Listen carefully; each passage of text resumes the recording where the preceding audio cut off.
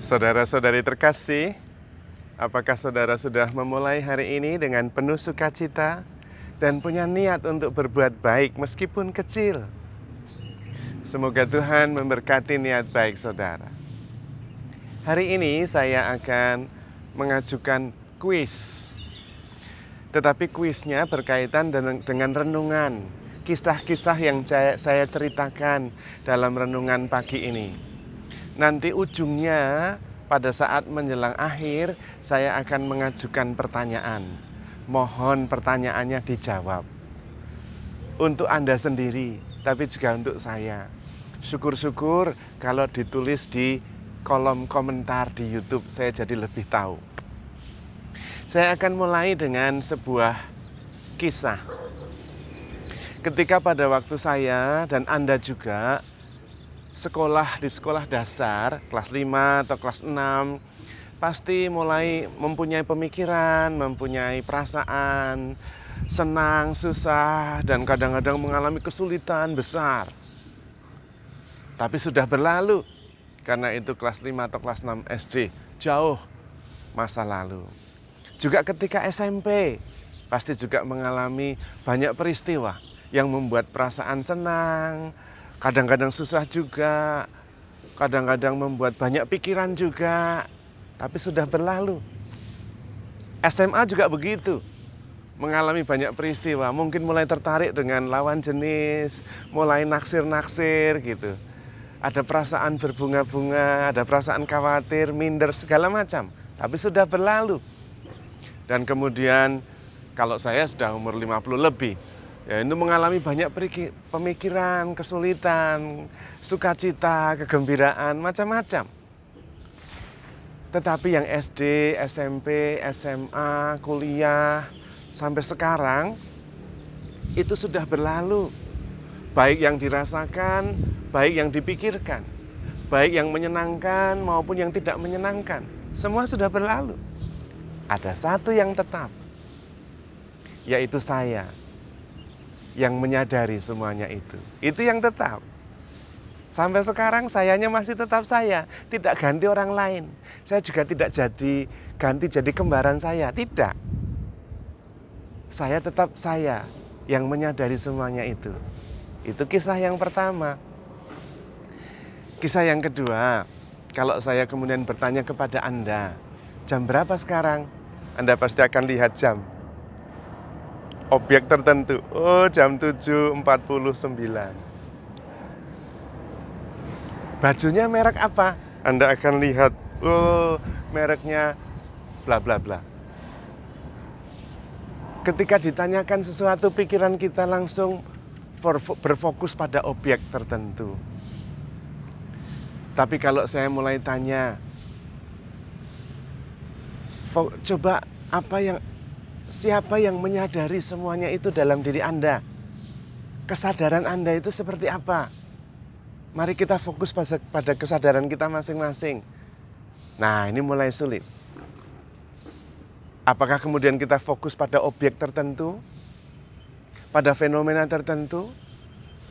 Atau sebuah kesadaran yang bukan objek? Nah, mulai tidak gampang. Itu kisah yang kedua.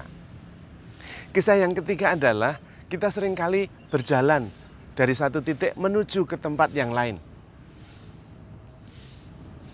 Bergerak menuju ke tempat sesuatu. Dari titik yang sekarang sampai ke titik yang dituju. Setiap hari kita begitu. Nah, sekarang saya mengajak yang berbeda. Mari kita menuju ke dasar hati kita. Ayo, mau kemana? Mari kita bangkit berdiri lalu mulai bergerak menuju kepada diri sendiri. Kepada hati kita yang terdalam. Kita tidak bisa bergerak kemana-mana. Kita juga tidak bisa meninggalkan kesadaran saya dan hati saya. Karena ada di situ. Bagaimana caranya kemudian? Duduk tenang dan menyadari. Menyadari dan menemukan. Mengakui. Menerima. Dan kemudian merasa bahwa saya satu dengan diri saya. perasaan saya, hati saya. Seringkali kita pergi terus, keluar terus. Saya yang di dalam ini kesepian. Karena ditinggal pergi terus, tidak pernah dijumpai, tidak pernah dikenali, tidak pernah ditemukan, tidak pernah disadari, tidak pernah dipeluk. Kisah berikutnya, Tuhan berdoa kepada Bapa dalam Injil Yohanes bab 17. Ya Bapa, aku mohon supaya mereka semua murid-muridku bersatu, seperti Engkau dan aku adalah satu. Jadi Yesus dan Bapa itu satu. Satu, benar-benar satu. Kita juga diharapkan bersatu. Dan pada kesempatan yang lain, Tuhan mengatakan, Matius 25, apapun yang kalian lakukan kepada saudaraku yang paling hina ini, kamu lakukan untuk aku. Berarti Yesus menyamakan diri dengan kita, saudara-saudarinya yang miskin dan paling ditinggalkan ini. Berarti di dalam diri Anda dan diri saya ada Yesus.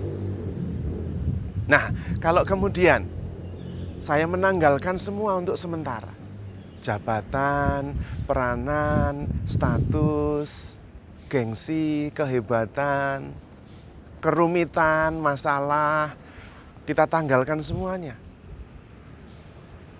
Sampai habis, sampai kosong. Apa yang sisa? Yang sisa tetap saya, kesadaran saya. Nah, kalau yang sisa tinggal kesadaran saya, padahal Tuhan selalu ada di mana-mana. Nah, Tuhan ada di mana itu? Dalam kesadaran saya yang satu-satunya itu.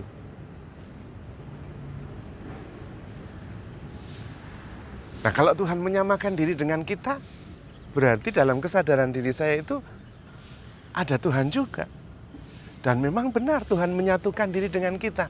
Makanlah tubuhku, minumlah darahku, supaya aku hidup di dalam engkau dan engkau di dalam aku. Ada kesatuan yang sangat erat, bahkan tak terpisahkan antara tubuh saya dengan tubuh Kristus. Darah yang mengalir dalam diri saya dengan darah Kristus. Aku dan Allah satu. Dan ketika segala-galanya diletakkan, yang ada hanyalah kesadaran saya. Tetapi berarti juga kesatuan saya dengan Tuhan. Nah, mengapa kadang-kadang kita tidak menyadari bahwa di dalam diri saya ada kesatuan dengan Tuhan sendiri? Karena kita sering pergi keluar terus setiap hari, jarang masuk ke dalam. Dan mengenal diri sama dengan mengenal Tuhan. Apalagi kalau semua dikosongkan, kecuali diarahkan kepada Tuhan saja, yang ada kemudian adalah saya dan Tuhan saja. Kalau Master Eckhart mengatakan, ketika saya mengosongkan diri dan mengarahkan hanya kepada Tuhan saja, maka saya kemudian diserap di dalam keilahian, dan kemudian saya menjadi ilahi. Karena itu mengenal diri sama dengan mengenal Allah. Dan karena itu benar kalau Tuhan mengatakan cintailah sesamamu seperti dirimu sendiri. Nah, dari banyak cerita itu sekarang kuisnya, pertanyaannya. Pertanyaan pertama, sebetulnya saya ini berbicara tentang apa? Itu pertanyaan saya. Mohon dijawab ya. Yang kedua, sebetulnya saya ini siapa? Yang ada dari dulu SD, tidak pernah berubah meskipun pikiran dan perasaan berubah. Yang ketika peranan dan semuanya dikosongkan, saya tetap ada di situ. Yang lahir dan diciptakan secitra dan segambar dengan Allah. Yang satu dengan yang lain seperti yang didoakan Yesus. Sebetulnya saya itu siapa? Silahkan menjawab. Tetapi yang jelas, Anda dan saya itu selalu dicintai Tuhan. Itu yang pasti. Maka handle yourself with care because you are loved. Tuhan memberkati.